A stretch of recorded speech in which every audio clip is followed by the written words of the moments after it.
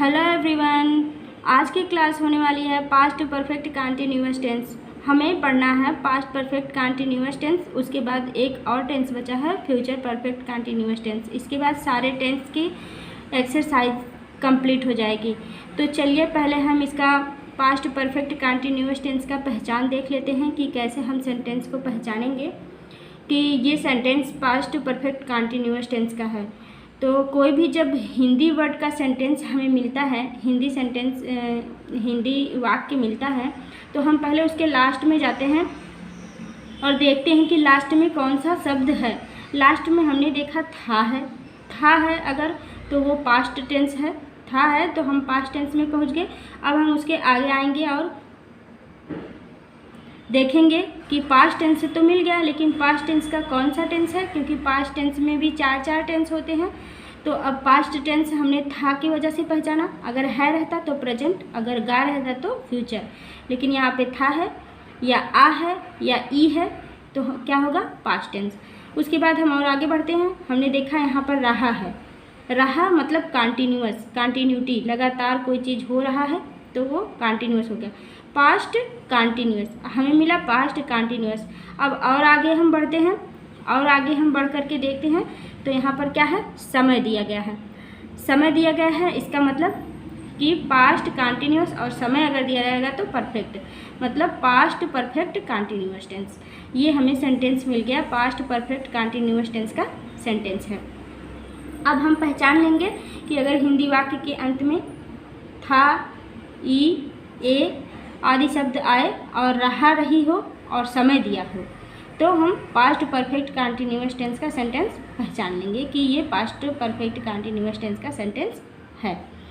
अब चलिए जैसे इसी तरह देखिए, अगर दिया गया है वह यहाँ पर सेंटेंस है, वह सुबह से अंग्रेजी पढ़ रहा था, तो यहाँ पर समय भी है सुबह से और रहा था काम भी हो रहा है। इसी तरह अगर कोई और सेंटेंस है उसमें समय दिया हो और रहा है, रही है, रहे, जैसे वह 5 दिन से नहा रहा था, वह 5 दिन से खाना खा रहा था, वह 10 दिन से अपने गांव जा रहा था। इस तरह से मतलब कोई भी सेंटेंस अगर आए उसमें समय दिया हो और रहा था, रही थी हो तो वो पास्ट परफेक्ट कंटिन्यूअस टेंस का सेंटेंस होगा। तो चलिए अब तो पहचानने आ जाएगा कि सेंटेंस कौन सा है, पास्ट परफेक्ट कंटिन्यूअस टेंस। अब जब हमने पहचान लिया तो अब हमको ट्रांसलेट करने के लिए पहले सीखना होगा कि इसका स्ट्रक्चर कैसे होता है, मतलब क्या पहले आता है, सब्जेक्ट पहले आएगा, कौन सी सहायक क्रिया आएगी, कौन सा वर्ब लगेगा, कैसे क्या होगा। उसके लिए हम पहले इसका स्ट्रक्चर देख लेते हैं। तो चलिए स्ट्रक्चर यहाँ पर हमने लिख के रखा हुआ है, तो उसको पहले हम बता देते हैं, उसके बाद हम देखेंगे कि ट्रांसलेशन कैसे किया जाता है। देखिए यहाँ पर स्ट्रक्चर है। पहले जैसे अगर अफर्मेटिव सेंटेंस आएगा तो वहाँ पर अफर्मेटिव सेंटेंस में सब्जेक्ट होगा, सब्जेक्ट, फिर हैड बीन, प्रत्येक कर्ता के साथ हैड बीन। यहाँ पर हमें ये नहीं देखना है कि सिंगुलर है कि प्लूरल है, एक वचन है या बहुवचन है, ये नहीं देखना है, प्रत्येक कर्ता के साथ हैड बीन। क्रिया की फर्स्ट फॉर्म में आईएनजी जब भी लगेगी तो क्रिया की फर्स्ट फॉर्म होगी, ये आपको पता ही है, क्योंकि अब लास्ट टेंस चल रहा है तो पढ़ते पढ़ते यहाँ तक आते आते ये तो समझ में आ ही गया होगा कि क्रिया की फर्स्ट फॉर्म में ही आईएनजी लगती है। उसके बाद टाइम रहेगा, समय लिखेंगे, उसके बाद ऑब्जेक्ट लिख देंगे। अफर्मेटिव सेंटेंस में ऐसा होगा। उसके बाद निगेटिव सेंटेंस अगर है तो सब्जेक्ट प्लस हैड और बीन के बीच में यहाँ पर नाट आ जाएगा। देखिए यहाँ पर हैड और बीन के बीच में नाट आएगा, ये नहीं कि हैड बीन के बाद नाट लगा दें, ऐसा नहीं, हैड और बीन के बीच में नाट आ जाएगा। और सेम वैसे ही ये सब देखिए, वर्ब की फर्स्ट फॉर्म में आईएनजी और टाइम प्लस ऑब्जेक्ट। अब देखिए अगर इंट्रोगेटिव सेंटेंस है फर्स्ट टाइप मतलब जब क्वेश्चन वर्ब वाक्य के शुरू में हो तब क्या होगा, पहले हैड लगाएंगे, सहायक क्रिया, क्योंकि एक ही सहायक क्रिया है, कोई भी करता हो वो हमें नहीं देखना है, तो हो जाएगा हैड, फिर सब्जेक्ट, उसके बाद बीन, उसके बाद वर्ब की फर्स्ट फॉर्म में आईएनजी, टाइम, समय जैसा भी होगा यहाँ पर जोड़ देंगे, उसके बाद अदर वर्ब और ऑब्जेक्ट लिख देंगे, ऑब्जेक्ट उसके बाद अदर वर्ब, इस तरह से बनाना होगा।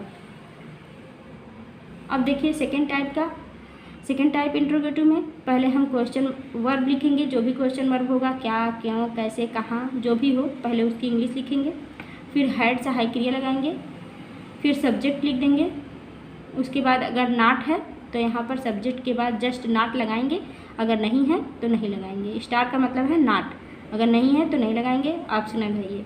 सेंटेंस हमें जैसा मिलेगा, अगर वो निगेटिव सेंटेंस होगा तो यहाँ नॉट लगा देंगे, नहीं होगा तो नहीं लगाएंगे। फिर उसके बाद बीन लिखेंगे, वर्ब की फर्स्ट फॉर्म में आईएनजी लगाएंगे, टाइम लिख करके ऑब्जेक्ट लिख देंगे। ये किसके लिए है? जब क्वेश्चन वर्ब बीच में होता है, क्वेश्चन वर्ब वाक्य के बीच में होता है। अब देखिए टाइम जोड़ने के लिए अगर पॉइंट ऑफ द टाइम होगा, मतलब निश्चित समय होगा, निश्चित समय के लिए सिंस लगता है, यहाँ पर लिख देते हैं। निश्चित समय के लिए सिंस होता है और अनिश्चित समय के लिए फॉर होता है।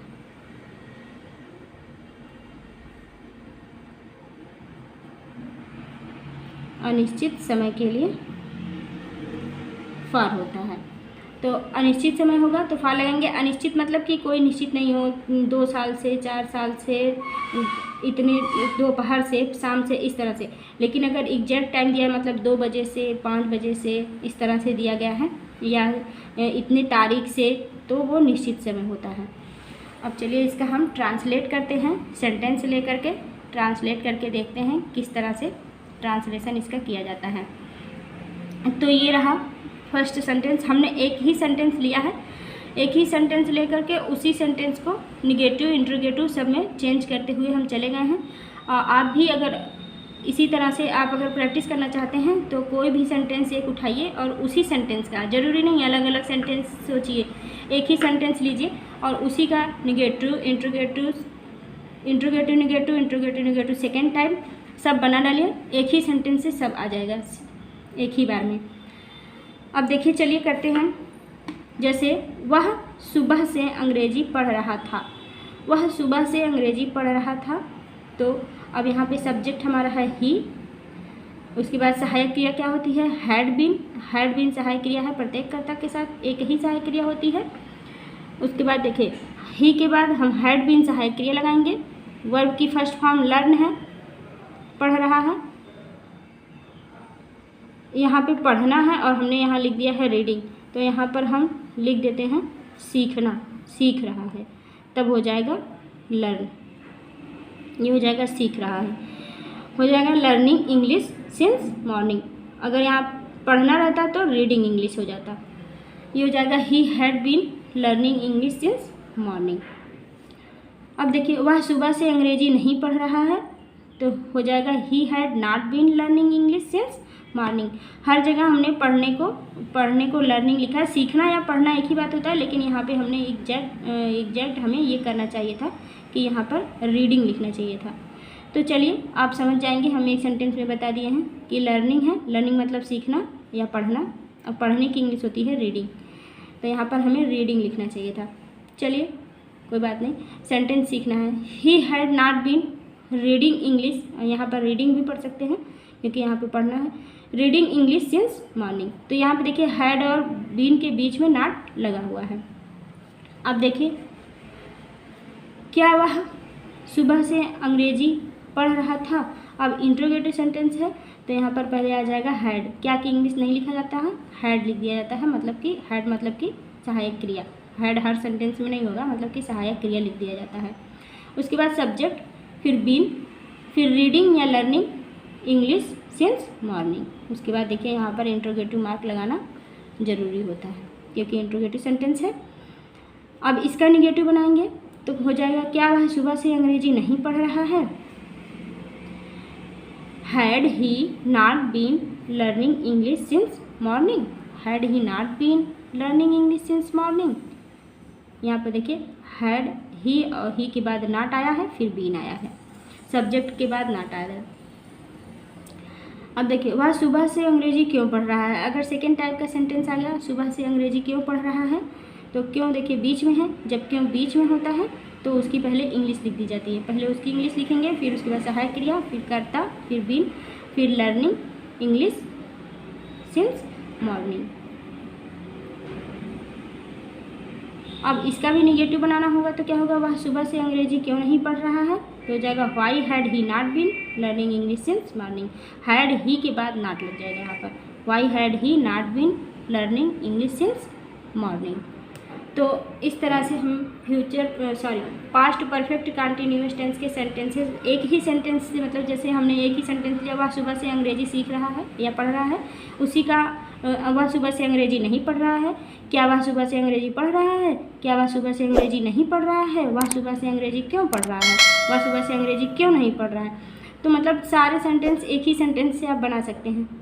1 2 3 4 5 6 टाइप के सेंटेंस सब में बनते हैं। जैसे एक अफर्मेटिव, एक उसका निगेटिव, फिर एक इंट्रोगेटिव, फिर उसका निगेटिव, फिर इंट्रोगेटिव सेकंड टाइप, फिर उसका भी निगेटिव, मतलब इतने ही सेंटेंस बनते हैं। तो उम्मीद है वीडियो पसंद आई होगी। अगर आपको यहाँ से कुछ सुविधा मिल रही है तो आप चैनल को सब्सक्राइब ज़रूर कर लीजिए। इसी तरह से हम वीडियो बनाते रहेंगे, लाते रहेंगे आप लोग के लिए। तो अगर वीडियो पसंद आई है तो लाइक करिएगा, चैनल को सब्सक्राइब करिएगा, और जिसको ज़रूरत होगा उसको शेयर भी करिएगा। Thank you, thanks for watching the video. मिलेंगे नेक्स्ट वीडियो में।